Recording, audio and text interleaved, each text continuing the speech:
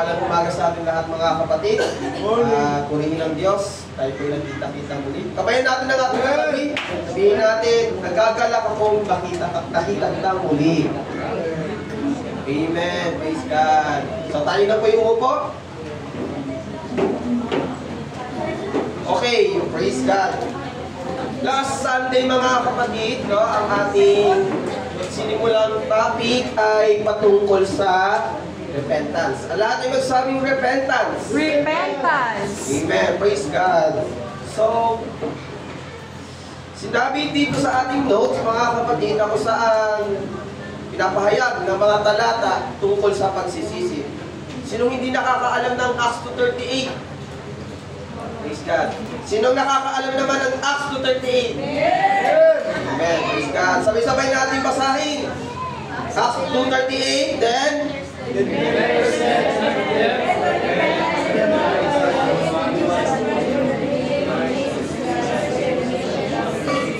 he shall receive the gift of the Holy Ghost. Amen. Doon na nagkasabay sa Holy Ghost, ha? Sa Holy Ghost may unity na. Amen. Praise God. So, ating ipinapangaral ang pagsisisi. Pangunahing aral sa atin mga kapatid ay ang pagsisisi tulad ng pinangaral ni Apostle Peter, mga kapatid. What is repentance? Praise God. Okay. Meron palang monitor dito, no? Hindi nagsasalita. Alright. What is repentance? Ito yung topic natin nakaraan mga kapatid. So, last time wala tayong PowerPoint, so inire-record ko lang. At yan po ay nasa notes natin kung inyo pong subaybayan. No? Sa page 11. In the New Testament, the English verb ay to repent is normally used to translate the Greek word, mga kapatid. Okay, ay, yan mga kapatid.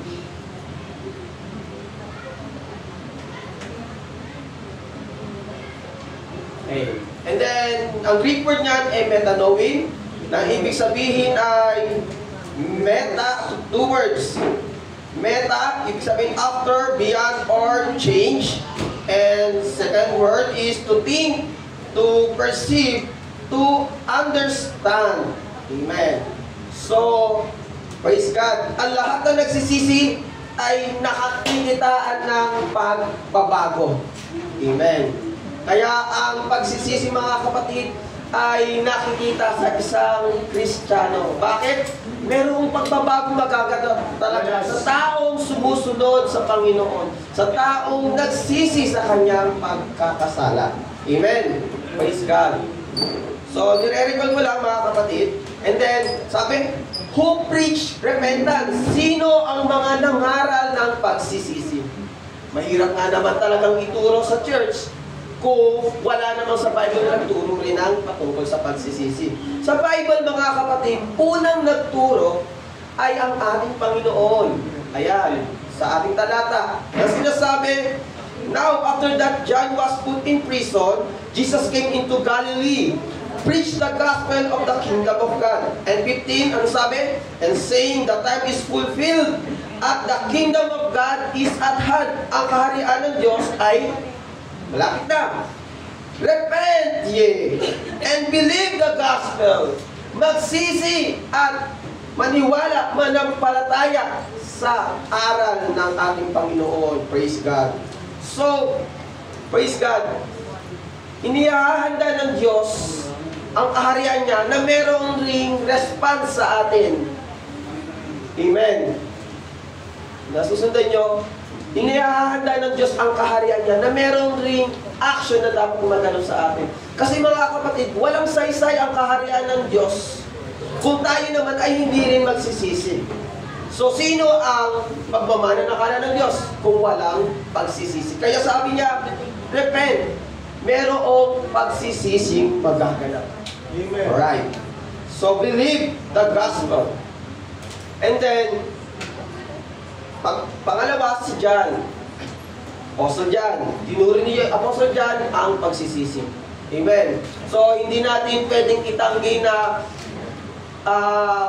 hindi kailangan ng pagsisisi sa kaharian ng Diyos. Amen. And then, the disciples. To, hindi lang isa o dalawa. Maraming mga ngaral, mga kapatid, na ipinangaral ang pagsisisi. Alright. Ang lahat ay magsabing disciples? Disciples. Okay. Yung iba nagdi-discipleship sa ibang parte ng ating church. Mga kapatid, makinig po tayo ha. And then, alright. Peter, ayan, sa Acts chapter 2. And, alright. What is repentance? Pwede po ba natin sabay-sabay basahin? What is repentance? Repentance is an inner change of mind which brings an outward turning back or turning around to move forward in a completely new direction. Okay. Praise God. Iba hindi nagbasa. Salamat sa mga nagbabasa, mga kapatid. Okay, pakinggan po natin. Repentance is an inner change of mind. So, manggagaling sa takbo ng ating isip ang pagbabago, mga kapatid. Kaya kung ang ating pag-iisip ay hindi nagbabago, mga kapatid, praise God, malabo rin na makita, mag-manifest sa atin yung repentance. Kasi sa isip muna nanggagaling. Sabi niya, which brings an outward turning back or turning around to move forward in a completely new direction. Alright? Kaya mahalaga talaga sa ating mga kapatid na meron talaga tayong naririnig na pangangaral. Meron tayong nababasa. Meron tayong natututunan, mga kapatid. Bakit? Kasi ang ating pinapakinggan, mga kapatid, bakinig, ay mag-i-inject yan sa ating isipan. No? Ang ating napapakinggang aral, turo, mga kapatid, sa isipan yan. Ngayon, kung wala kang naririnig sa ibang naibabali ng iyong pandinig, mga kapatid, at hindi sa salita ng Diyos, paano magbabago ka sa Panginoon? Paano ka magre-repent? Paano magkakaroon ng bagong pagkatao? Mga kapatid, ang pagbabago ay nanggagaling muna sa pakikinig. Praise God. Kailangan may makipakinggan tayo dahil nag-i-inject yan sa ating isipan.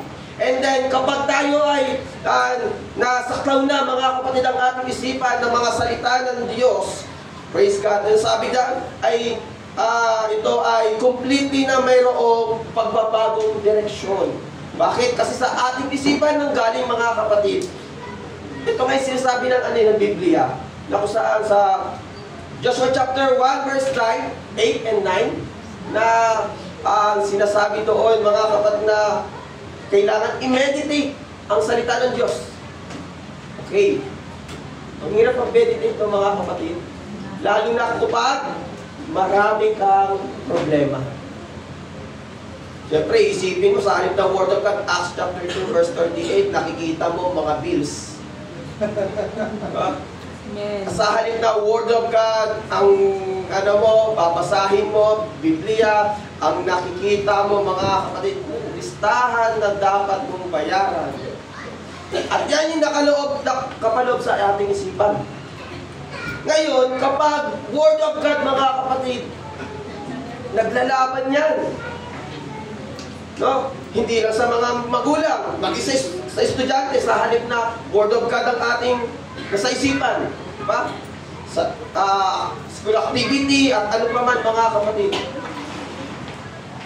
May battle, mga kapatid, sa ating isipan para tayo ay mag-repent, para tayo magbago. Kaya, ang maganda dito, mga kapatid, na kahit mahirap, struggle tayo sa pakikinig ng salita ng Diyos, struggle tayo, mga kapatid, sa pag-aaral ng Biblia, struggle tayo sa pakikinig ng salita ng Panginoon, ay sinisikap natin. Amen. Amen? Yung iba sa atin, marahil yung iba, iniisip yung babae sa bahay, yung business, mga kapatid. Ang hirap nun. Tapos iisipin natin, wala naman akong kikitain sa loob ng church. Pero hindi natin alam, mga kapatid, na kapag tayo ay dumalo sa gawain ng Panginoon, ay binabago niya ang takbo ng isipan natin. Amen. Nagkakaroon ng pagbabago sa halip na makalupang bagay ang ating alalahanin. Praise God, pinapalitan ng makalangit. At ang maganda pa rito, hindi tayo uuwing wala. Praise Amen. God. Bakit? Tayo ay napupuno ng Espiritu ng Diyos. At lalo na sa kinukumbit ng Panginoon para magsisi, para lumapit sa presensya ng Diyos. At ito yung sinasabi ng ating notes, completely new direction. Kaya kapag lumalabas ka ng church, praise God, na merong pangungusap ng Panginoon, nagbabago ang iyong direksyon. Yung dating pumapasok ng church, mga kapatid na church na merong pang bisyo, pero sa paulit-ulit yung pagdalo at binabagong kaisipan, binabago ng Diyos ang kanyang kaisipan, praise God, lumalayo sa bisyo. Amen. Meron kapatid yung tumatayo, mga kapatid, praise God, na hindi nagsisisi sa Panginoon, pero praise God, hallelujah, sa tagal, sa paulit-ulit, mga kapatid, na akala natin, wala lang mga napapakinggan natin. Ngayon, parang sensitive na tayo sa presensya ng Diyos. At kapag merong pagkukulang sa atin, iniisip talaga natin, mga kapatid, na kailangan natin munang magsisi bago tumayo. Tama? Kasi kung wala itong mga kapatid yung repentance, wala tayong kaligtasan. So, ano na lang, program na lang to ang ating ginagawa, mga kapatid. No?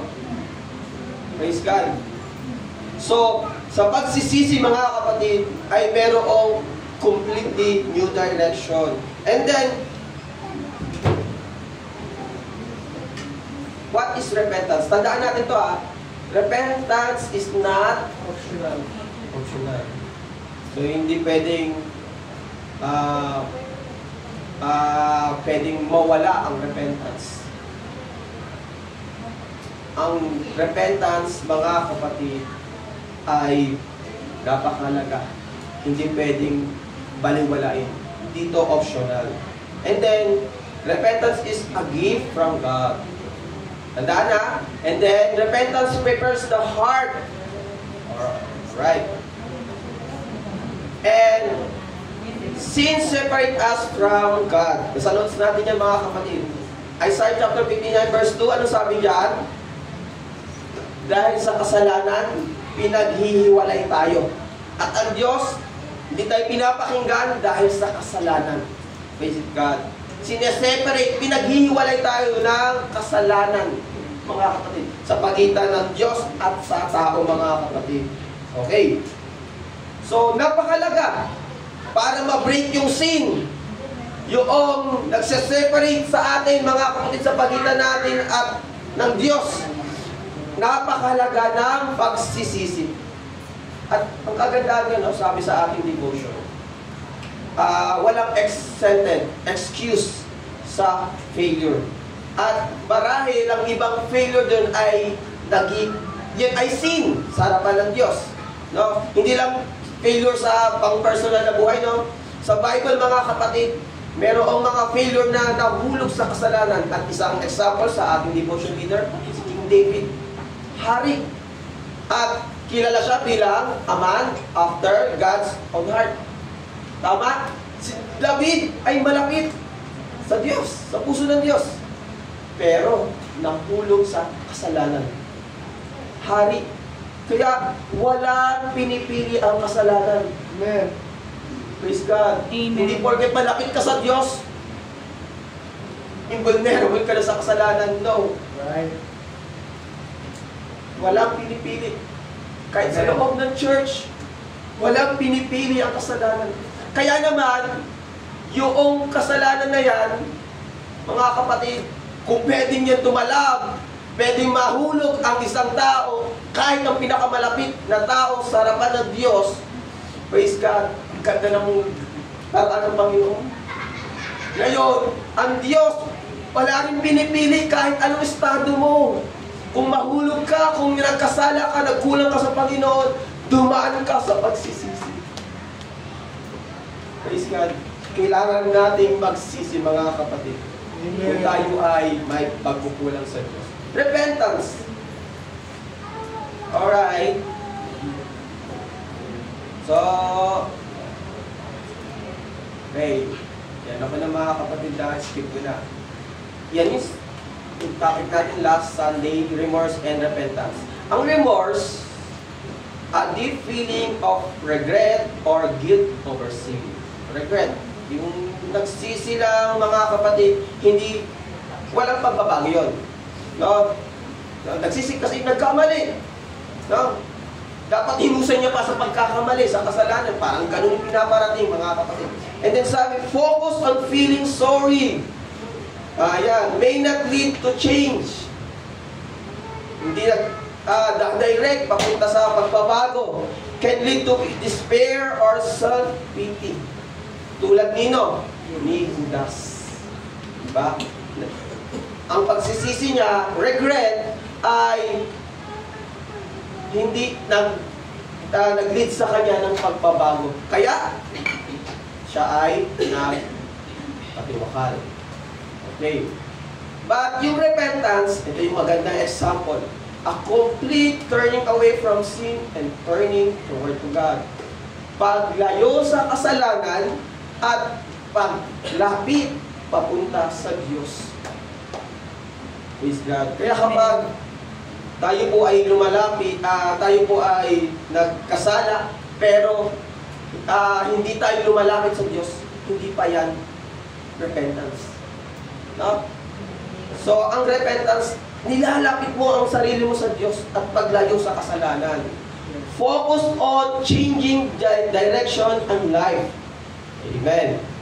Always lead to change and behavior and heart, leads to forgiveness, peace, and restoration. Repentance. May pagbago muli. May pagbabago mga kapatid. Forgiveness. Repentance. Alam nyo, church, isa sa pinaka greatest miracle na ginawa ng Diyos ay hindi yung pagmulat ng mga mata ng mga bulag, hindi yung paglakad ng mga pilay, hindi yung pagbuhay ng mga patay, hindi yun yung pinaka-greatest na ginawa ng Diyos. Alam niyo kung ano? Ay yung patawarin tayo sa kasalanan. Yes, amen. Sabi ng Panginoon, pinatawad ka na sa iyong kasalanan. Aanin mo yung magandang kalusugan mo kung hindi ka naman pinatawad ng Diyos. Right. No? Praise God. Pinaka magandang regalo, the greatest miracle na ginawa ng Diyos ay yung patawarin tayo sa ating nagawang kasalanan. Amen. At yun ay mangyayari, mga kapatid. Hallelujah. Kapag tayo ay lumapit sa Diyos, repentance. Amen. And isa sa example dyan ay si Apostle Peter. Alright. Yan ay sa mga notes natin mga kapatid. Yan, repentance. Example dyan sa Romans chapter 6 ay yung pagbaon mo ng iyong dating pagkatao. Tulad sa paglibing. Kaya kapag ikaw ay nagrepent, pinatay mo na ang dating mong pagkatao at ikaw ay bagong nilalang na. Romans chapter 6 verse 34. Kaya kapag binabangon mo pa rin yung dating mong pagkatao, zombie ka na. Amen. Diba? Mga kapatid, hindi magandang yung image natin sa harapan ng Diyos kapag binabalik natin yung dati nating pagkatao. Right. Right? Lalo na sa mga nabaptize, mga kapatid. Okay.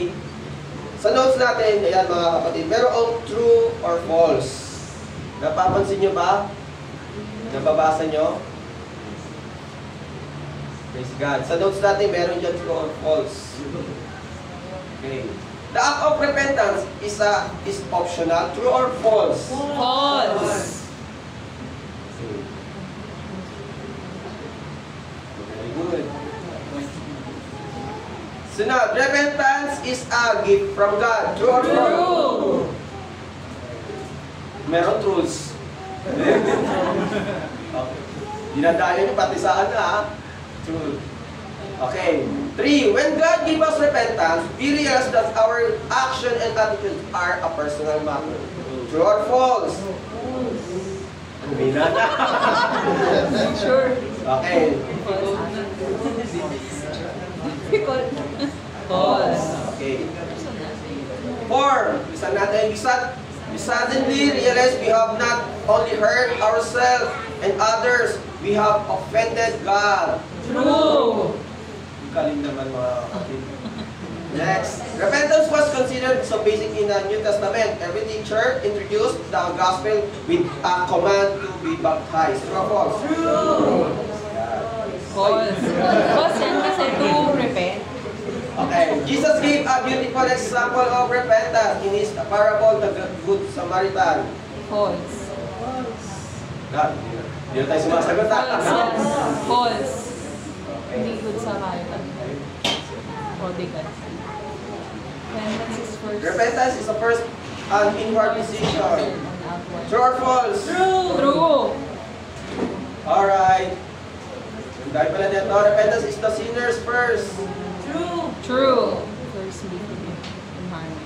Okay. Ito yung ating bagong, dito tayo. Yan yung last Sunday. Ito yung ating ngayon na pag-aaralan. Ano ang pinagkaiba ng pagsisisi sa pagbabago and reformation or reformation? Yan. Praise God. Andyan sa notes natin, pinaggalog ko lang dito. Ang ilan sa kanilang mga hari ay nagputos ng pagbabago. Inalis ang mga Diyos-Diyosan. So, ang pagbabago and reformation, mga kapatid, napansin nyo yung dati sa panahon ni Duterte. Praise God. Yung administration niya, madami siyang pinalitan sa mga iba't ibang ahensya ng gobyerno. At maraming nakitang mga anomalya. Okay.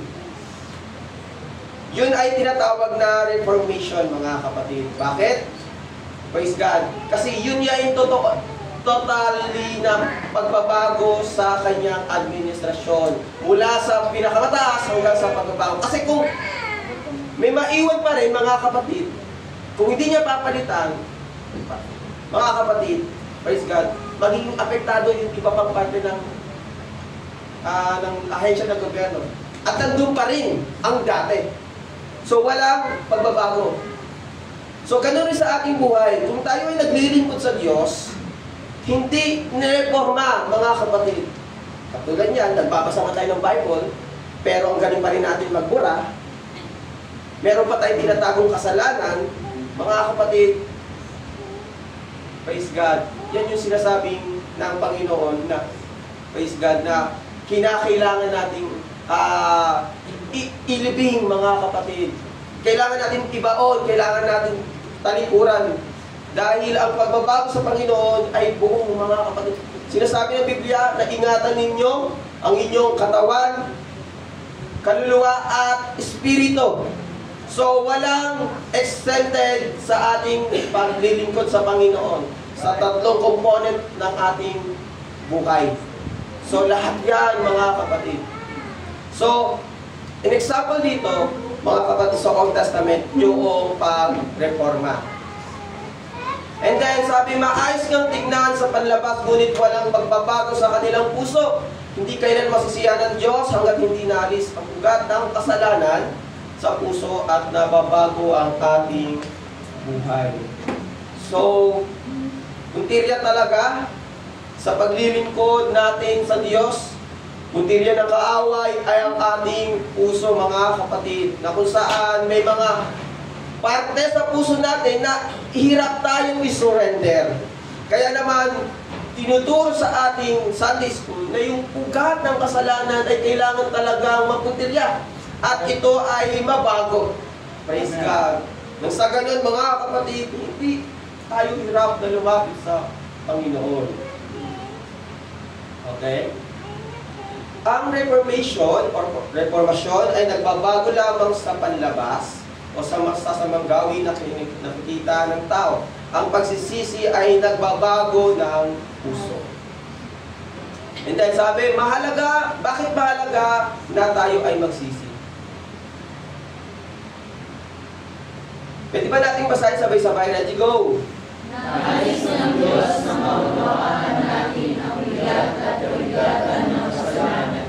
Ang lahat ng relasyon sa Diyos ay nasira mula sa simula ng piliin ng Adan at Eva sa buhay sa Diyos.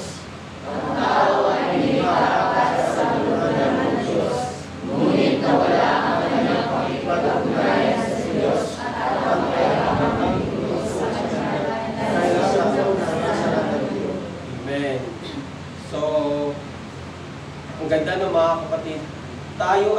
nilikha ng Diyos para sa kanyang kaluguran. Amen. Hindi tayo lamang nilikha ng Diyos ng walang halaga. Nilikha tayo ng Diyos para sa kanyang kaluguran. Nandiyan ka, nandito tayo mga kapatid, para ma-please ang Panginoon. Amen. Hindi sa tao, Yes. hindi sa bagay, o anumang anyo, mga kapatid, na nilikha ng tao. Tayo ay nilikha para sa Diyos na buhay. Ma-please ang Panginoon, mga kapatid. Amen. Kaya yung pananamit, yung pagpupuri, yung pag-ministry natin, yan ay para sa Panginoon. Yes. Amen. Hallelujah. Praise God. Sabi mo na wala ang kanyang pakikipag-ugnayan sa Diyos at ang kakayang maglingkod sa Kanya dahil sa unang kasalanan iyon. Sina Adan at Eva, mga kapatid, ay nahulog sa kasalanan. Praise God. Sa halip na para sa ating Panginoon, sundin ang kalooban ng Panginoon, yung utos ng Diyos, no? Nahulog sa kasalanan. At nasira yun, mga kapatid.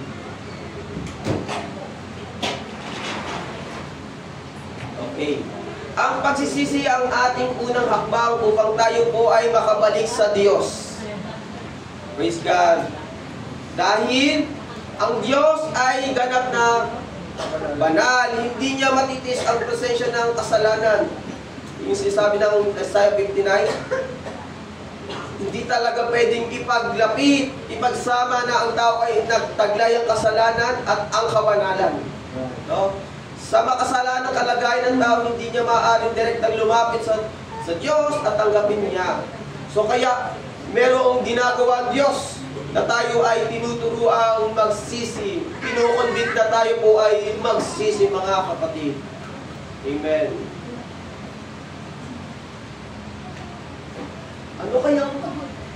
Ano kayang pakiramdam, mga kapatid? Kapag lahat tayo naririto, di ba, sabi ng ating notes ay hindi makadirektang lumapit ang Diyos dahil sa kasalanan. Alam naman natin, mga kapatid, na hindi makapag-penetrate ang Holy Ghost dahil sa sin. Hindi dahil sa mahina tayong magpuri. Andun na yun. Kaya tayo mahina magpuri. Merong sin. Meron yun, mga kapatid. Hindi pwede. Kasi kung hindi ka maiilang magpuri, praise God, hindi ka mahiyang lumapit sa Diyos. Amen. No? That's right. At yung pagpupuri na yan, mga kapatid, praise God, nilalabanan natin dyan yung kasalanan. Sa pamamagitan ng pagpupuri natin sa Diyos, lumalapit tayo sa presensya ng Panginoon. Na ibig sabihin, praise God, tinatalikuran mo o pinagsisihan mo ang iyong kasalanan. Ibig sabihin, malinis ang iyong puso. At kapag malinis ang iyong puso, maluwag ka makapagpuri sa Panginoon. Amen. Hindi ka maiilang ng sumampa sa Panginoon. Praise the Lord. Tama? Diba? Hindi ka maiilang. Hindi ka maninibago sa pagpupuri sa Panginoon. Hindi ka maiyang sumigaw. Yes. Pero dahil nga sa sin, yung hindi natin masurrender, hindi natin matalikuran na masamang ugali, pagkatao, praise God, hindi makapag-penetrate yung Holy Ghost. Kahit na gusto natin. Tama, gusto natin. Ng presensya ng Diyos. Amen. Pero may kailangan mabago. Aaminin ko, may kailangan magbago sa akin. Yes. Praise God, para maluwag na kumilos ang presensya ng Diyos sa akin. Lagi ko yung sinusuko sa Diyos.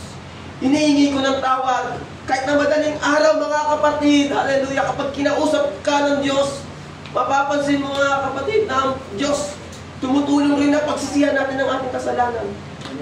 Sa pamagitan ng presensya niya. Iba po ang pagdama ng presensya ng Diyos kaysa sa pagpuspos ng Espiritu ng Diyos.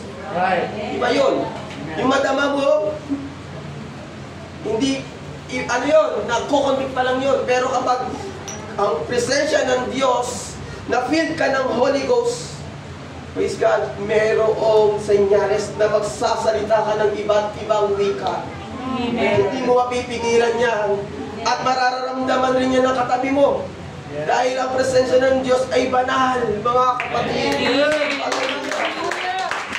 Praise God. At yung kasalanan, mga kapatid, yan lamang ang pumipigil. Yan lamang yan yung nagiging barrier. Kaya naman, yung Sunday school natin, mga kapatid, yung notes natin ito, tutulungan tayong lumapit sa Diyos. Yes. Hindi lang yung basta babatahin. Hindi lang basta letra. Tinuturuan tayo maging malapit sa Diyos. Tinuturuan tayong sundin ang kalooban ng Panginoon at maging kalugod-lugod sa Kanya. Right. Amen. Praise God. Ang sarap, mga kapatid, na hindi ka lang napakitang tao na naglilingkod sa Diyos. Yes. Kundi nararamdaman mo rin ang presensya ng Panginoon. Hallelujah. Nasensitibo ka sa nagagawa mong kasalanan. Sensitibo ka sa nagagawa mong mali sa kapwa mo tao. Sensitibo ka sa nagagawa mong kapwa mananampalataya. At inihingi mo ng tawad sa Diyos. Yes. Hinihingi mo ng tawad sa tao. Walang perpekto, mga kapatid. Pero hangad ng Diyos, tayo ay maging matuwid. Yes. Nais ng Diyos ang puso natin, mga kapatid. Ipagsisi natin ang lahat ng nagawang kasalanan. Amen. Praise God. Hallelujah. Mas mahirap, mga kapatid, na nanatili tayo sa church na hindi tayo aware sa kasalanan. Right. Ang hirap, mga kapatid, para saan ang ating activity sa loob ng church, mga pagpupuri, kung may tinatago tayong kasalanan, kung may mga maliliit lamang, mga bad attitude, character, mga kapatid, na hindi natin pinagsisisihan. May mga attitude naman talaga tayo. Lahat na may attitude ay magsabing Amen. Amen. Meron, mga kapatid. Pero, church, ang sarap na habang nagbabasa tayo ng Bible, na-experience yun na, binabasa mo yung Bible, tapos nagre-reflect yung sarili mo sa binabasa mo. Amen. And then dahil nag-reflect, kinukumbig ka ng Panginoon, at i-pray ka, at mag-feel ka ng Espiritu ng Diyos. Sarap, mga kapatid, na yung ganung buhay natin, praise God, hindi lang sa loob ng church, maging sa loob ng bahay, ginagawa natin, mga kapatid. Praise God. So, ito yung sa lumang tipan, mga kapatid, na tinuturo ng pagbabago sa paglilingkod sa Panginoon. Sa pagtatapos, praise God, yung ibang mga part na in-skip ko, mga kapatid, yun ay nakasulat lang rin sa notes natin. Kaya kung sa wala pang notes, pwede po tayong bumili, mga kapatid. At basahin natin.